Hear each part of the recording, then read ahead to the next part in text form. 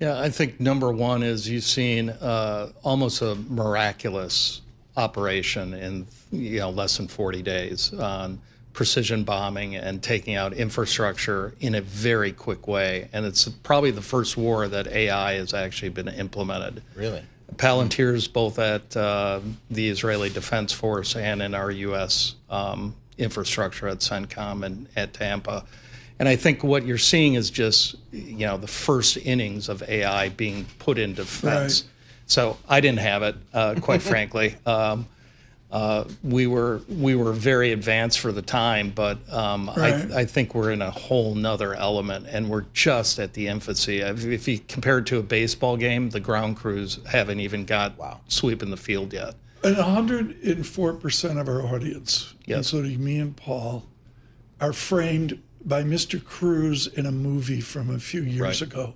If you were speaking with President Trump right now, what would you suggest to him is the reality of our officers and enlisted types deployed to this war zone? I think you've got to, number one, I think they've got to be treated with humanity. I worry about the people on the The Ford. exhaustion. Yes, the exhaustion. Take the people on the Ford that were on the Med. They've been out to sea almost 9 months.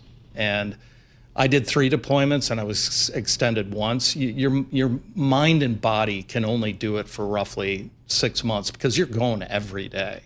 Now, 9 months, I can't even imagine. And we have a carrier problem. We have, we just got a logistical problem on having 2 carriers in market during a major conflict. So that's number one. But, that carrier could be out for 1 year. That comes at a sacrifice, not only the people on it, but the machine on it. I mean, they're not meant to go for a year out at sea. And then there's always a human cost. What your viewers or your listeners may not understand is the divorce rate in the Navy when I was there was close to 70%. It is a very tough life. So in this particular conflict, I think if you ever see somebody in uniform at an airport or walking down the street, make it your sense to go up and shake their hand and say thank you. They don't make a lot of money. Yep. They are true patriots. So we're at a high pace, and I think the administration. I think Admiral Cooper, who does CENTCOM, he graduated from the Naval Academy like myself. He gets it. Yep. So I'm sure those conversations are going up the chain of command. It comes at a cost.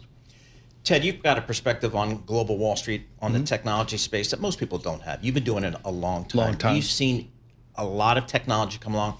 You've had to explain it and see where the investment implications are for those technologies, whether it be the internet writ large.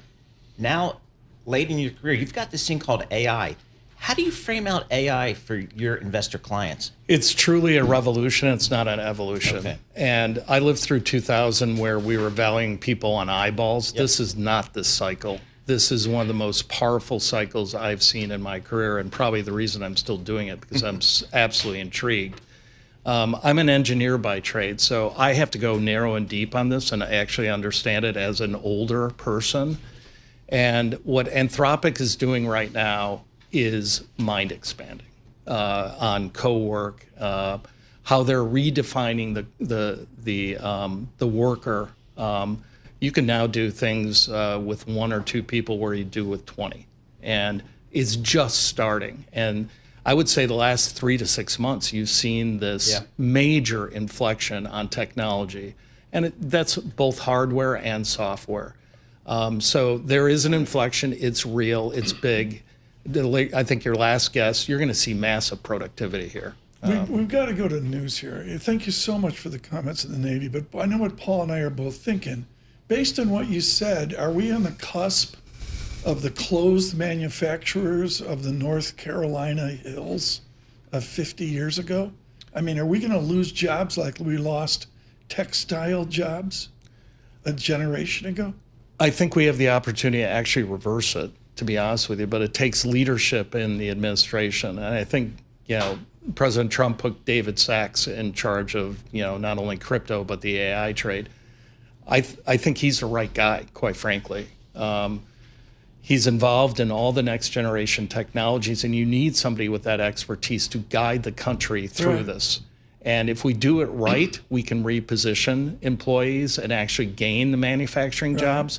But it takes a lot of leadership and technology leadership.